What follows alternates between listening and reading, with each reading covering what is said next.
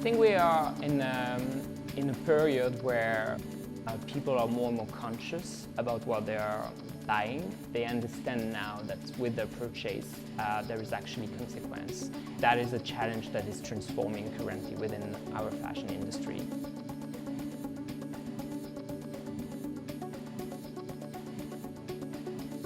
We want to kind of fly the flag of the future of textiles as well. And for me, the future of textiles is very much engaging with textile artisans, communities across the globe, because there are many, many skills that are at the moment almost endangered skill sets.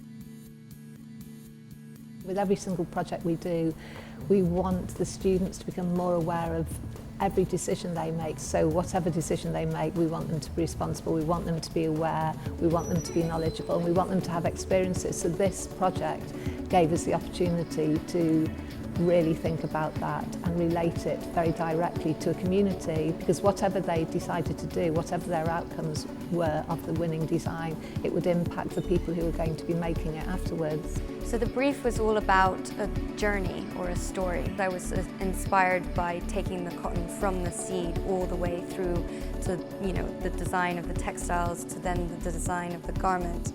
I had to talk to every different person in each manufacturing stage, and then I found it really interesting taking it and working with the client with so many restraints.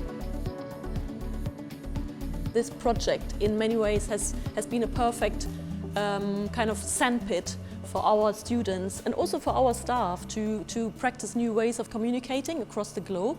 These designers, these students who are here today at Central St. Martin are going to be the leaders tomorrow in most of the main fashion house. So it's important for us to create this sensibility here with Central St. Martin to start this conversation and start this exchange.